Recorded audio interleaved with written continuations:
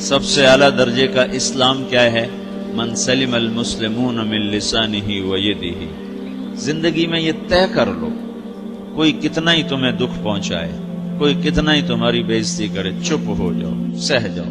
مرنے والے کی کیا عزت، کیا ذلت، میں نے تو مر کے دیکھا ہے، اور مجھے یہ حدیث سمجھ میں آئی ہے بڑی اچھی طرح، موتوا قبل ان تموتوا، کہ مرنے سے پہلے مر جاؤ۔ اس وقت اگر میں مر جاتا تو مجھے کوئی گالیاں دیتا تو مجھے کیا نقصان تھا، اور مجھے کوئی نعرے لگاتا میرے لیے تو میرا کیا نفع تھا۔ تو مرنے سے پہلے مر جاؤ، کوئی تمہیں برا بھلا کہے تو تمہارا کیا نقصان ہے، تمہیں کوئی واہ واہ نعرے لگائے تمہیں کیا نفع ہے۔ اگر اللہ راضی ہے تو مردہ باد اور زندہ باد سے بے نیاز ہو۔ ابو ذر رضی اللہ تعالیٰ عنہ کو ایک آدمی نے گالیاں دی تو انہوں نے فرمایا بیٹا ایک گھاٹی آگے آ رہی ہے، اس میں گر گیا تو جو کچھ کہہ رہے ہو اس سے بھی زیادہ کا حقدار ہوں، اور اگر پار ہو گیا تو تیری گالیوں سے مجھے کوئی فرق نہیں پڑتا ہے۔ من سلم المسلمون من لسانہ و یدہ موتوا قبل ان تموتوا۔ چونکہ آج کل اخلاق ہیں انتقامی، معاف کرنے والے اخلاق ہیں نہیں، انتقامی اخلاق ہیں۔ ہمارا معاشرہ انتقامی ہے، اچھا کرو گے تو ہم اچھا کریں گے، برا کرو گے تو ہم برا کریں گے، جیسا کہو گے ویسا ہم سے سنو گے۔ یہ ہمارا ماحول ہے، یہ ہمارا۔ ایک ماں کہہ رہی تھی دوسری ماں کو، میرے پترا کدی کسی نے واسطے سلام نہیں کیتا، بڑے فخر سے کہہ رہی ہے، ہمارے اپنے گاؤں کی بات، میرے پترا کدی نہیں کسی نے واسطے سلام کیتا، مائی جڑا کرے انہوں کریں دیں، جڑا نہ کرے انہوں پوچھ دے ہی کوئی نہیں۔ یہ وہ فخر سے کہہ رہی ہے۔ جو سب سے بڑا عیب ہے وہ سب سے بڑا فخر بنا ہو۔ میرے پترا کدی نہیں کسی نے واسطے سلام کیتا۔ جب ماں باپ نے یہ سبق دیا تو اولاد کا کیا قصور ہے؟ ہمارا معاشرہ انتقامی ہے، ایک کی 10 سنانے کا ماحول ہے، تو آپ 100 کی ایک بھی نہ سناؤ۔ احنف بن قیس رضی اللہ تعالیٰ عنہ پہ ایک آدمی نے چڑھائی کر کہنے لگا ایک سناؤ گے نا تو 10 سنو گے میری طرف سے۔ تو احنف بن قیس کہنے لگے بھائی تو مجھے 100 بھی سنائے گا نا تو میری طرف سے ایک بھی تو نہیں سنے گا۔ ایک آدمی ان کی بڑی بےزتی کر رہا تھا اور وہ چل رہے تھے اور وہ 100 گالیاں بک رہا ہے۔ جب آ گیا نا قریب شہر تو کہنے لگے دیکھا میرا قبیلہ یہاں رہتا ہے، اگر کسی نے سن لیا نا تو تیری بڑی دھلائی کر دے گا، تو نے جو مجھے گالیاں دینی میں کھڑا ہوں یہیں تو دے لے، تو اپنا سارا زور پورا کر لے تاکہ آگے تجھے کوئی تکلیف نہ پہنچا دے میری وجہ سے۔ تو وہ پاؤں پہ گر کے معافی مانگنے لگا کہ واقعی تو بڑے حلم والا ہے۔ وہ مشہور تھے اپنے حلم میں، بردباری، اور لوگ ان کا امتحان لینے آیا کرتے تھے کہ بھئی کوئی ہے جو احنف کو غصہ دلا دے، تو لوگ ناکام ہو جاتے تھے، ان کو غصہ نہیں آتا۔ ایسے ایک عرب سردار گزرا معن بن زائدہ، وہ بھی اپنے حلم میں بڑے مشہور تھے۔ ایک دفعہ لوگوں میں شرط لگ گئی کہ کوئی ہے معن بن زائدہ کو غصہ دلائے تو ہم اس کو انعام دیں گے۔ تو ایک شاعر نے کہا میں غصہ دلاتا ہوں، تم دیکھنا ایسے سیخ پا ہو جائے گا جیسے جانور۔ تو وہ چلا گیا اس کی مجلس میں، دربار لگا، عرب سردار تھا بہت بڑا، دربار لگا ہوا، تو کہتا السلام علیکم، وعلیکم السلام۔ تو معن بن زائدہ پر ایک دور بڑے فقر کا گزرا تھا، پھر اللہ نے اس کو بہت بڑی سرداری دی، بنو عباس کا بہت بڑا یہ وزیر گورنر تھا۔ تو کہتا اتذکر اذ لحافک جلد شاۃ واذ نعلاک من جلد البعیر، کہوں بھائی تجھے یاد ہے جب تیرا بستر بکری کی کھال تھا اور تیرے جوتے اونٹ کی کھال کے تھے؟ تو کہنے لگا کیوں نہیں یاد، بھلا کوئی ماضی بھی بھولتا ہے؟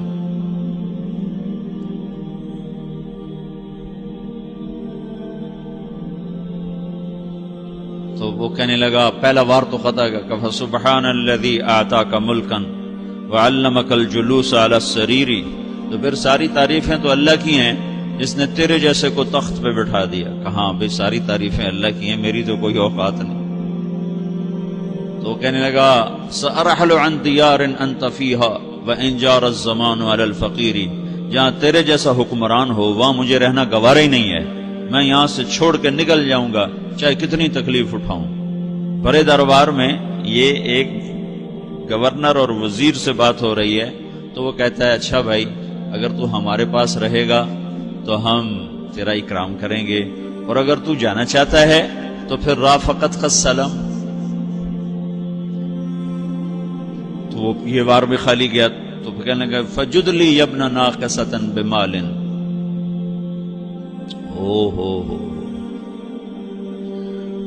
او گندی ماں کے بیٹے مجھے کچھ عطا بھی کر، میں بغیر پیسے کے سفر کیسے کروں گا؟ عرب کو کسی کو بھی ماں کی گالی دے دینا اور پھر عرب سردار ہو۔ فجد لی ابن ناقصۃ بمال،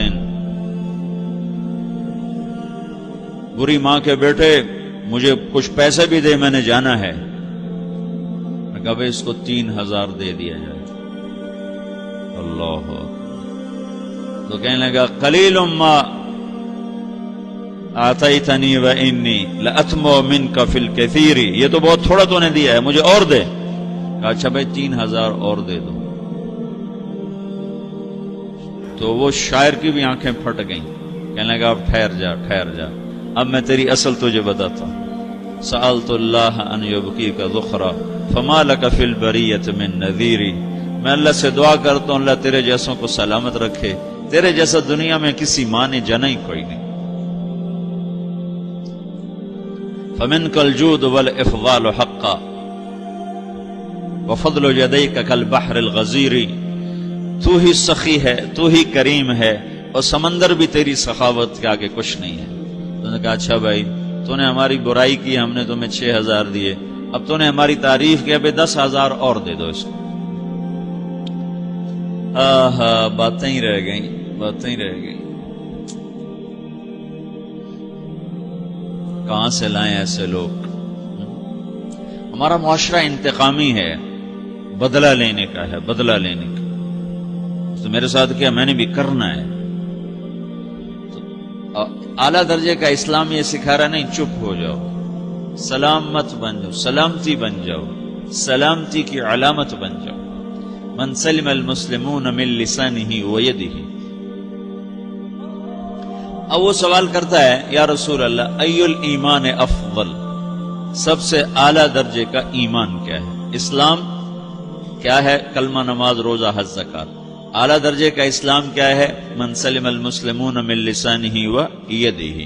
یہ اخلاق کا ادنا درجہ ہے، ادنا درجہ ہے۔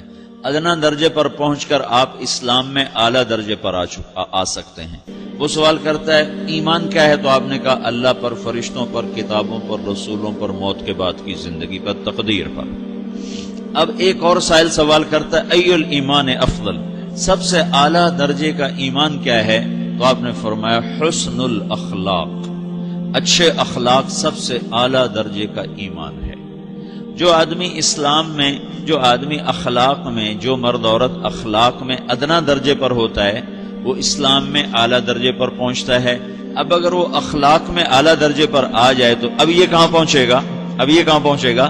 میرا نبی کہہ رہا ہے سب سے اعلیٰ درجے کا ایمان ہے حسن اخلاق، حسن اخلاق۔ ابو ہریرہ نے پوچھا یا رسول اللہ وما حسن الاخلاق، یہ بھی ایک اور حدیث ہے، یا رسول اللہ حسن اخلاق کیا چیز ہے؟ تو آپ نے 3 چیزیں فرمائی، تصل من قطعک وتعطی من حرمک وتعفو عمن ظلمک، جو تم سے توڑے نہ تم اس سے جوڑو، نہیں کرتا سلام نہ کریں، کوئی ہم چھوٹے باپ کے ہیں، ہم تو کبھی بھی نہ کریں، ہم تو کبھی بھی نہ منہ تھوکیں بھی نہیں ہم تو میرا نبی کہہ رہا ہے جو توڑے تم اس سے جوڑو، جو محروم کرے اس سے عطا کرو، جو زیادتی کرے اس سے درگزر کرو۔ یہ 3 کام جو عورت مرد کر لے گا یہ اخلاق کے اعلیٰ درجے میں ہے۔ جب یہ اخلاق کے اعلیٰ درجے پر پہنچتا ہے تو پھر میرا نبی کیا بشارت دیتا ہے؟ ادنا درجے پر پہنچ کر تو اعلیٰ مسلمان کی بشارت ہے، اور اخلاق میں اعلیٰ درجے پر پہنچ کر میرا نبی کہتا ہے کاد الحلیم ان یکون نبیا، اعلیٰ اخلاق والا بس نبی بنتے بنتے رہ جاتا ہے۔ اعلیٰ اخلاق والا ایسے ہے جیسے کہ نبی، قریب ہے کہ وہ نبی بن جائے، یہ تو ہے نا ترجمہ، لیکن ہم ہمارے اردو میں کہتے ہیں وہ نبی بنتے بنتے بنتے رہ گیا۔ کیا مطلب؟ کہ اس میں اور نبی میں صرف نبوت کا فرق رہ جاتا، باقی وہ سب کچھ حاصل کر لیتا ہے۔ تو یہ سارے دین کا میں نے آپ کو خلاصہ بتایا ہے کہ میری آپ کی ضرورت ہے کہ میرا اسلام اعلیٰ درجے کا ہو، من سلم المسلمون من لسانہ و یدہ، میرا ایمان اعلیٰ درجے کا ہو،